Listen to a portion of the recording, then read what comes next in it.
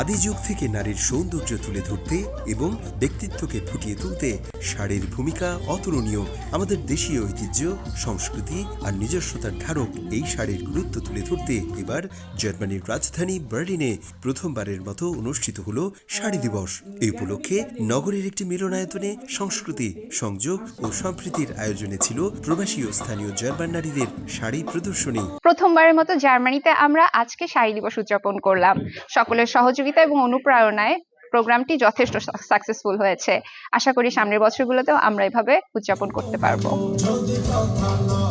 আয়োজনে প্রবাসী নারীদের পাশাপাশি পুরুষদেরও ব্যাপক উপস্থিতি লক্ষ্য করা যায়। মিলনায়তনের বাইরে বসে গ্রাম বাংলার ঐতিহ্যবাহী মেলা। বেশ কয়েকজন নারী উদ্যোক্তার স্টলে দেশীয় নানা সুস্বাদু খাবারের পাশাপাশি ছিল শাড়ি, সালোয়ার কামিজ সহ নারীদের গহনার বিপুল সমারোহ। বাংলার শাড়ি মেলাতে সবাই উপস্থিত হয়েছি এবং সবাই খুব বেশি এনজয় করছে। অনেকদিন পর আমরা সব বাঙালিরা বাংলার একটা উৎসবের মতো আমেজ সৃষ্টি হয়েছে সবাই আসাতে। এখানে আমাদের আছে দেশীয় জামদানি, পাঞ্জাবি, আমাদের নকশি কাঁথা। তো এখানে আমাদের সামারে সবসময় আমরা এই প্রোগ্রামগুলোর জন্য ওয়েট করি।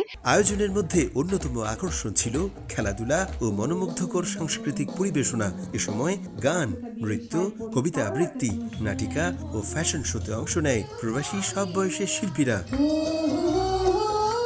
অনুষ্ঠানে বার্লিন সহ আশেপাশের নানা প্রদেশ থেকে প্রবাসীরা অংশগ্রহণ করেন। প্রবাসী ও শাড়ির সৌন্দর্য তুলে ধরতে পেরে দারুণ উচ্ছ্বসিত ছিলেন প্রবাসী নারীরা। জার্মানি থেকে বিটু বড়ুয়া, সময় সংবাদ।